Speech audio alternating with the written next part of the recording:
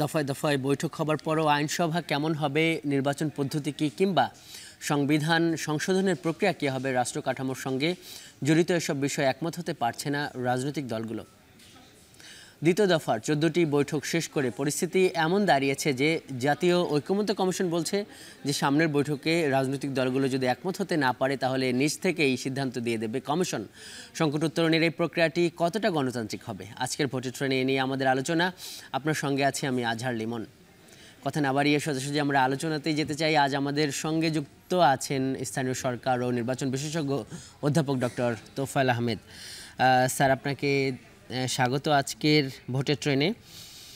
Sir, আমরা আজকে দেখলাম যে ঐকমত্য কমিশনে মৌলিক অনেক কিছু বিষয় নিয়ে আলোচনা হয়েছে এবং আমরা দেখলাম যে প্রথম দফার অধিবেশন, দ্বিতীয় দফার যে আজকে 14তম অধিবেশন গেল, মোটামুটি 40 থেকে 50টা অধিবেশনের মধ্যে তারা শেষ করে ফেলছে। যেটা হলো যে এখানে আইনসভার সংস্কার, নির্বাচন পদ্ধতি কিংবা প্রয়োজন পড়লে সংবিধান কিভাবে সংশোধন করা যাবে, এগুলো নিয়ে কিন্তু দলগুলো একমত হতে পারছে না।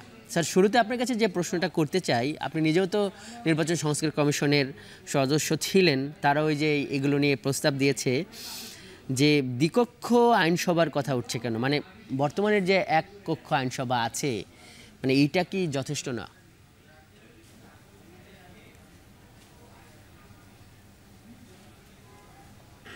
না, যথেষ্ট না এটা। কারণ হচ্ছে যেসব দেশে গণতান্ত্রিক ব্যবস্থা সফল, এটা ভারসাম্যের জন্যে দ্বিতীয় কক্ষটা আপনি দেখবেন সবগুলো উন্নত গণতান্ত্রিক দেশে আছে। এই আমাদের যে উপমহাদেশেও কিন্তু ভারতসহ বেশ কয়েকটা দেশে দ্বিতীয় কক্ষ আছে। কারণ এক কক্ষ দিয়ে যে পার্লামেন্ট, সেটা সাধারণত একপক্ষীয় হয়। ওই যে হাঁ বলুন, হাঁ জয়যুক্ত হয়েছে, এই যে আমরা বহু দেখেছি এগুলোর উদাহরণ। দ্বিতীয় কক্ষটা থাকলে এগুলো দ্বিতীয় কক্ষের মধ্যে আবার আলোচনাটা হয়। দ্বিতীয় কক্ষে একটু অভিজ্ঞ লোকজন সাধারণত সমাবেশ করার চেষ্টা করা হয়, ওইভাবেই দ্বিতীয় কক্ষটার বিন্যাস করা হয়। কিন্তু আমাদের এইখানে এটা নিয়ে বুঝতে পারছি না আমি। 14টা আপনি বললেন, 14টা অধিবেশন অলরেডি হয়েছে, কিন্তু এই যে ঐকমত্য কমিশন শুধুমাত্র একটা বিষয় নিয়েই কিন্তু বকডাউন হয়ে আছে, সংবিধান। এখানে 11টা কমিশন হয়েছিল, সেই 11টা কমিশনের তার অনেকগুলো রিপোর্ট আছে যেগুলো নিয়ে কিছুটা ঐকমত্য হওয়া দরকার ছিল, সেগুলো কোনো আলোচনাই হচ্ছে না। আর এখানে সংবিধানের কতগুলো ছোটোখাটো খুঁটিনাটি জিনিস নিয়ে তারা দ্বিমত করছেন, এগুলো মোটা দাগতে একমত ছিল। দ্বিকক্ষ বিশিষ্ট আইনসভার বিষয়ে তো সবার একমত আছে, দ্বিকক্ষটা কীভাবে গঠিত হবে সেটা নিয়ে তারা একমত হতে পারছেন না। তো এটা দুর্ভাগ্যজনক। কারণ হচ্ছে আর একটা বিষয়, আমি ম্যাথোডোলজিক্যাল পদ্ধতিগত যে কথা বলবো, সেটা হচ্ছে শুধুমাত্র রাজনৈতিক দলগুলোই কি সিদ্ধান্ত দিবে? এখানে কি দেশের জনগণের বিভিন্ন সংগঠন, জনগণের এখানে কোনো অংশগ্রহণ কি আছে? শুধু রাজনৈতিক দলের কতিপয় নেতার সাথে আলোচনা করেই আপনি ঐকমত্যের কথা বলছেন, এটা তো ঐকমত্য হলো না। এখানে তো বৃহত্তর জনগোষ্ঠীর সাথে একটা আলোচনার স্কোপ থাকা দরকার ছিল। সাধারণ মানুষের তো অনেকটা মত আছে যেগুলো রাজনৈতিক দলের। স্যার, এটা গুরুত্বপূর্ণ। আমরাও মানে প্রশ্ন করেছি যে মানুষের মতামত তাহলে কিভাবে গুরুত্ব দেওয়া হবে, এবং সেইখানে ধরেন যে এই যে নাগরিক সমাজের পক্ষ থেকেও প্রস্তাব দেওয়া হয়েছে। আপনারাও কমিশনগুলোতে ছিলেন, আপনারাও তো এখানে অনেক আপনাদের পরামর্শ, আপনাদের অভিজ্ঞতা এখানে দিয়েছেন। আবার যে রাজনৈতিক দলগুলো, তারাও তো মানে জনগণের প্রতিনিধি, এভাবে কি হয়তো মনে করা হয়েছে যে রাজনৈতিক দলগুলোর মতামত। স্যার, যেইটা মানে আপনার কাছে যেটা জানতে চাই স্যার, সেটা হলো যে মানে এক কক্ষ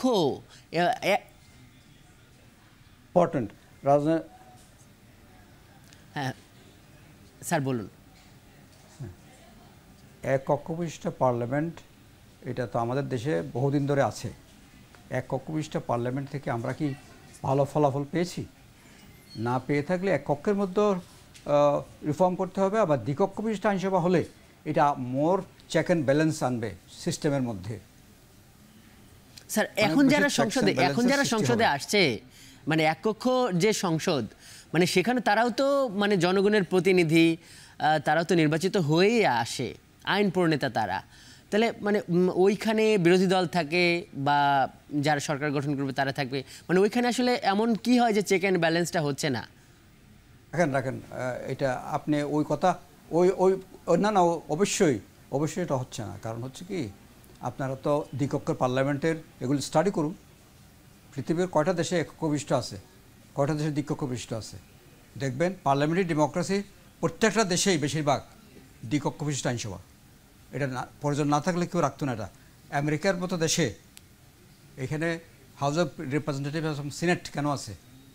দুইটার স্পেসিফিক ক্ষমতা আছে, স্পেসিফিক ওয়েতে তাদের নির্বাচনের ব্যবস্থা আছে এবং টাইম ডিউরেশনের পার্থক্য আছে, মানুষগুলোর মধ্যে পার্থক্য আছে। যেমন সিনেটের থেকে বেশিরভাগ ক্ষেত্রে আমরা দেখছি প্রেসিডেন্টগুলো নির্বাচিত হয়ে আসছে আমেরিকান সিস্টেমে। ব্রিটিশ সিস্টেমে House of Lords and House of Commons দুইটা আছে, দুইটা কক্ষ আছে।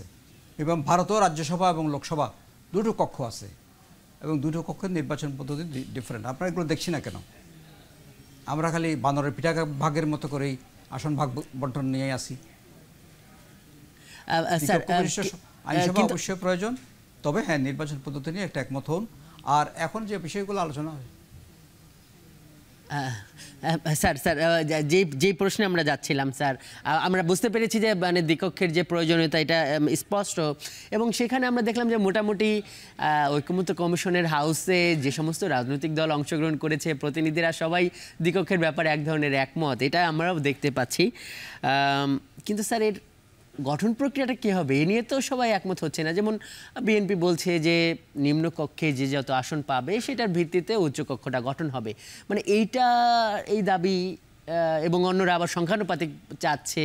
মানে আসলে কি ওইভাবে হলে আসলে কেমন হয়, বা সংখ্যানুপাতিক হলে কেমন হয়, মানে সেই ব্যাপারে আপনি কি বলবেন?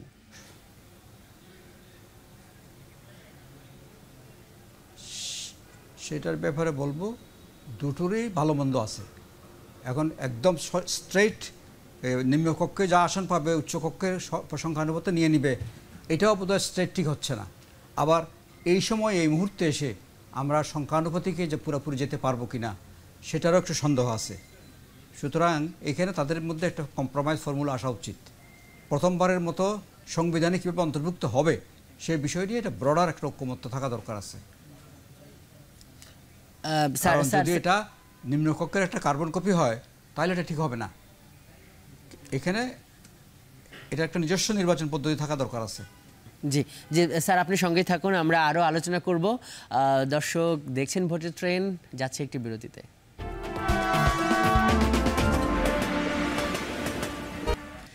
বিরতির পর স্বাগত। দর্শক দেখছেন ভোটের ট্রেন। আমাদের সঙ্গে আজ যুক্ত আছেন স্থানীয় সরকার ও নির্বাচন বিশেষজ্ঞ অধ্যাপক ডক্টর তোফায়েল আহমেদ। স্যার, আমরা যে বিষয়টা নিয়ে আলোচনা করছিলাম যেটা হলো যে আপনি বললেন যে কার্বন কপি, মানে নিম্নকক্ষে যারা যত আসন পেয়েছে তার ভিত্তিতে একটা উচ্চকক্ষ গঠনের একটা প্রস্তাব, মানে এইটা বিএনপি সহ কয়েকটা দল এটা করছে, বেশিরভাগই চাইছে সংখ্যানুপাতিক। মানে এটা কি আরেকটু বিস্তারিত করতে পারেন স্যার, যে আসলে কোনটা আসলে এই যেটা আপনি বলছিলেন যে চেক অ্যান্ড ব্যালেন্স, কোনটা চেক অ্যান্ড ব্যালেন্সের জন্য ভালো?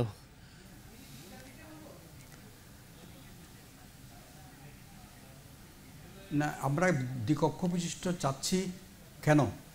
কারণ যারা নিরেট মাঠে রাজনীতি করে তারাই আসেন নিম্নকক্ষে।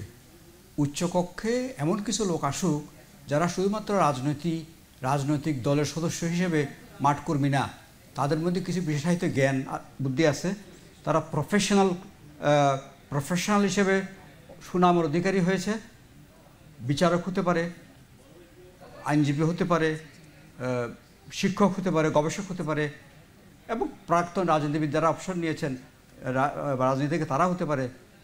সেই জন্য তাদের আসার একটা পথ করতে হবে এবং এখানে রাজনীতিও থাকবে। কিন্তু আবার উচ্চকক্ষে যারা যাবেন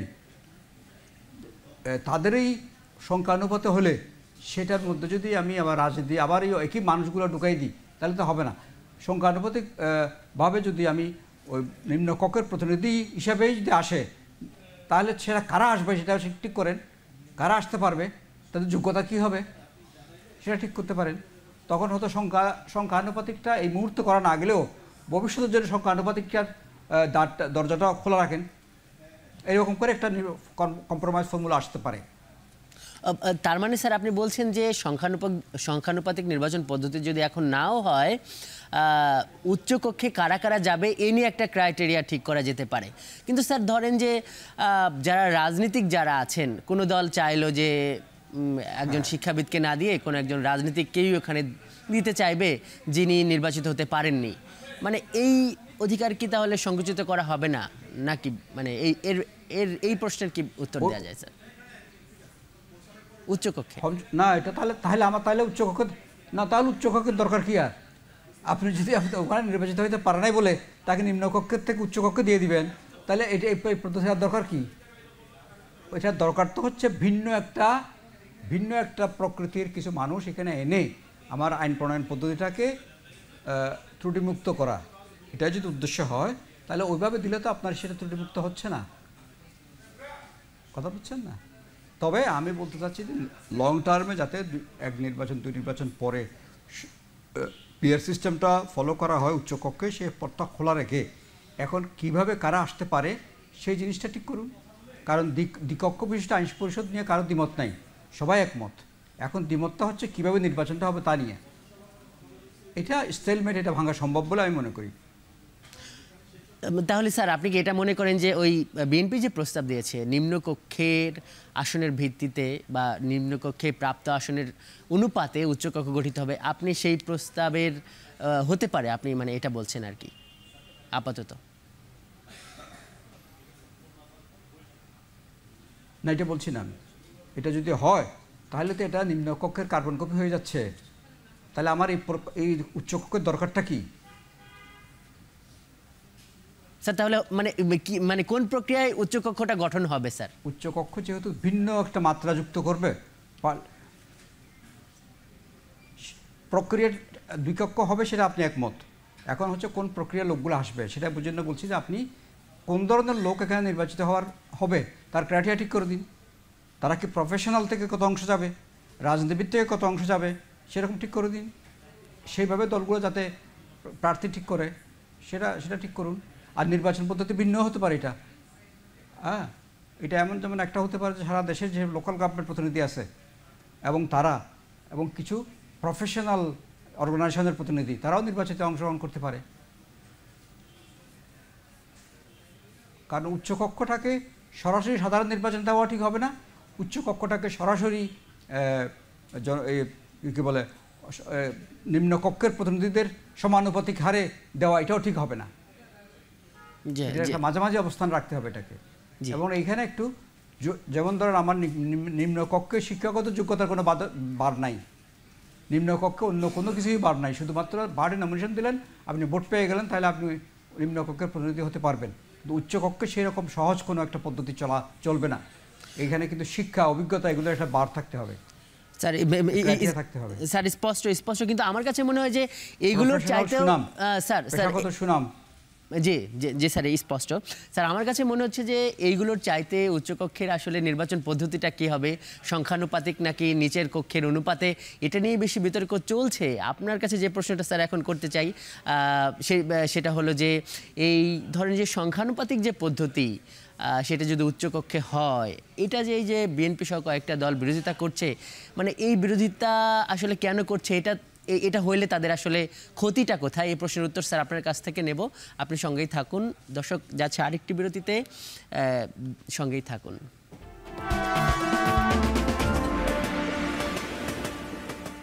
বিরতির পর স্বাগত। দর্শক দেখছেন ভোটের ট্রেন। আজকের ভোটের ট্রেনে যুক্ত আছে নির্বাচন বিশেষজ্ঞ অধ্যাপক ডক্টর তোফায়েল আহমেদ। স্যার মানে আমরা যেই ইস্যুটাতে ছিলাম, ধরেন একটা রাজনৈতিক দল মানে ওয়েটিং ইন পাওয়ার, বা ধরেন যে একটা দল ক্ষমতায় যাবে, তাহলে এই ধরনের একটা সম্ভাবনার একটা দল মানে কোন কোন যুক্তিতে মানে উচ্চ কক্ষে সংখ্যানুপাতিক মেনে নিতে চাইবে না, মানে এটা হলে তাদের মানে লসটা কি বা ক্ষতিটা কি, যে প্রশ্নটা রেখে গিয়েছিলাম।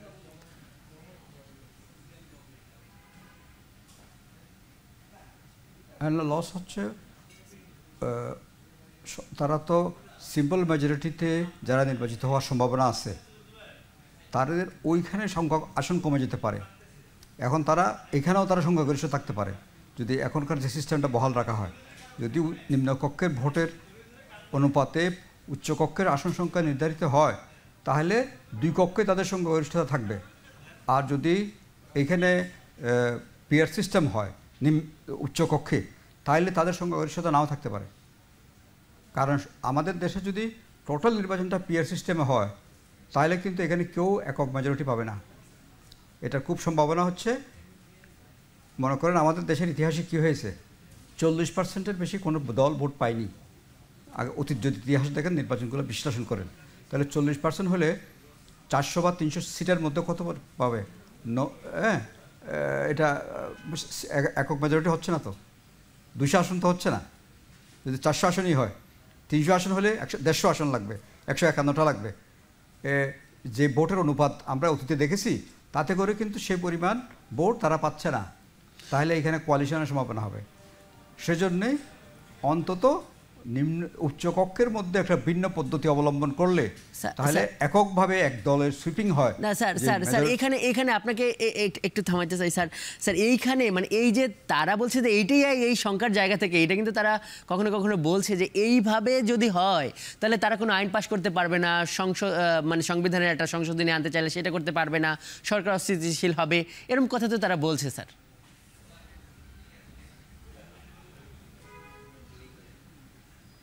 নো, এটা ঠিক না কথা।